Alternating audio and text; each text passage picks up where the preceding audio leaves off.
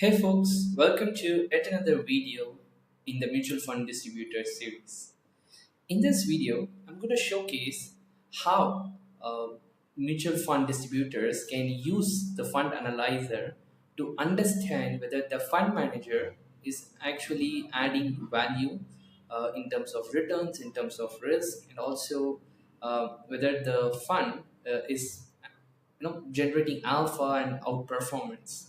So to showcase that, I'll quickly go to Fund Explorer. So let's say you want to analyze some fund. Let's say I'll just pick Nippon India small cap fund to showcase this. I'll pick the regular version here. So you can compare this to n number of tools. Since in this video we are focusing on Fund Analyzer, I'll take it to Fund Analyzer here. The most important thing here before even getting into the charts, as I mentioned in the first video, is the suggested benchmark. You don't even worry about how to benchmark this portfolio, which benchmark to pick here out of all the benchmarks. We automatically suggest with our own methodology, we automatically suggest you a benchmark here. If you're not satisfied with the benchmark, you can quickly change the benchmark, and also you can create your own custom benchmarks here. So right at the top, we have a cute little summary and a summary table here, which gives you basic metrics like CAGR and volatility. But most importantly, you first start off with the performance. Clearly, the Nippon India Small Cap Fund has outperformed the benchmark, which is the Small Cap 250 index, and clearly it has outperformed the Nifty 50 index as well. If you want to get into the month-on-month returns and year-on-year returns, you can get into the bottom and you can see monthly returns of this fund against the benchmark, and also what's the difference, not only in terms of annual returns but also in terms of annual volatility. Now that we have understood like the basic performance, how well this fund has done, again going back to the benchmark, right, whether the fund manager is actually adding any value. We have clearly demonstrated that using the performance, using the excess returns as well. Sometimes the chart, the performance might be biased, but when you look at the excess returns, so except the first few months, the fund manager has generated excess returns right from the inception of this fund. This clearly states that the fund manager is adding value to this fund. Now coming into the return-based factor exposure analysis, this tells you where the risk is coming from. So you can see a clear trend in Nifty 50 here.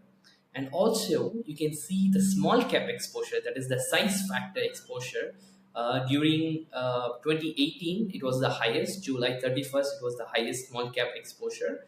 And right now it has come down a bit, but still you can see, since it's a small cap fund, this clearly indicates that the fund manager is doing the required job to give you the small cap exposure, right? There can be sometimes funds which might label it in one way, but can give you different exposures when you get into the analytics of the factor betas, right?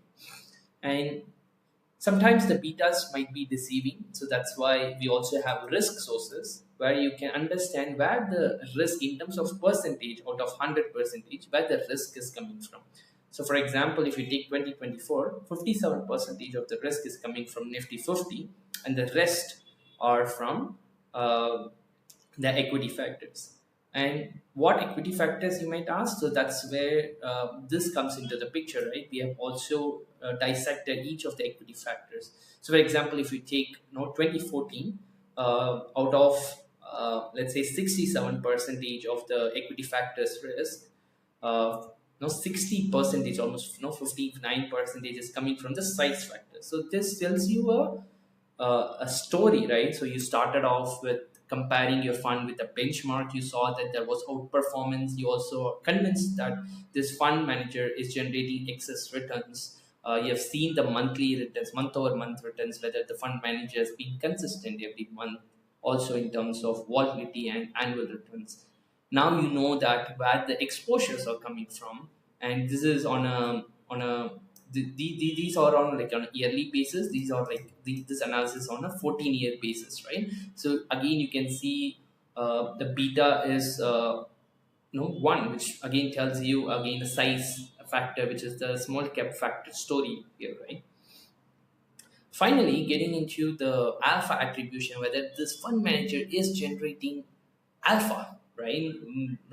We have a clear distinction between outperformance and alpha here, right? So outperformance is basically the difference between the returns, whereas alpha is the excess returns, the unexplained returns. So this is where the fund manager's skill come into the picture, right? Whether the fund manager is just replicating a few indices, or is the fund manager is showing any skill to generate alpha, which cannot be explained by the basic equity factors that I showed you, and also the basic asset class factors like Nifty 50, bonds, currencies, and commodities.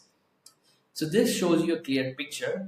Right at the top, we also have outperformance and consistency and alpha consistency, right? This also is positive, right? 11 out of 16 years, this fund has outperformed the Nifty 50 index, which is again not the right benchmark. So I will change the benchmark to Nifty Small Cap 250 index. Nifty Small Cap 250. Here we go.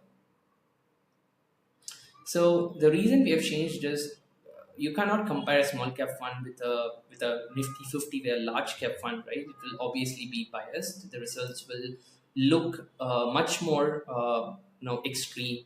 So here you can see that again compared to Nifty small cap 250, fund manager has done well. 6 out of 7 years outperformance. All the years the fund manager has shown alpha consistency. And you can have other metrics like outperformance, like the cumulative outperformance, the cumulative alpha, what's the active fees, the tracking error, and also the R squared of this fund. To get into to understand more in terms of where the returns, how can you explain the return contribution, right?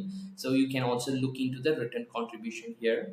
And finally, coming to the month over month, right? Whether every month cumulatively the fund manager has shown skill, which seems to be the case since its inception. And we have other metrics, other tabs here, which tells you a unique story. So all these tools are like storytelling tools about a fund here, right? A fund analyzer tells you a story of whether the fund has done well compared to a benchmark. So here you are going into four different in-depth analysis compared to the benchmark here, right? Now that you have convinced that the fund manager is showing skill, you get into the intricacies of the holdings itself, right? So you have the top 10 holdings, the breakdown by markets. You look into the top 10 holdings, right? How much is contributing, how much is allocated to the top 10 stocks. As we know from the summary that this fund has 224 holdings, right? Which is pretty diversified. You get into whether the fund is biased towards one sector or not, whether the fund is overweight to few stocks or underweight to a few stocks here that you can get from these charts. You can look into the drawdown and stress testing that we saw in the previous video. I think that sums up the video. There are also other storytelling tabs here, right? If you want to analyze in depth of the fund's diversification benefits, since it's an equity fund, you don't expect this fund to behave like a diversifier. You also have peers where you can find similar funds and compare the funds, right? So, for example, Nippon India small cap, there are also other small cap funds, right? So you can quickly find similar funds here. So that you can compare them and contrast them and pick the best one that you think is right for your client.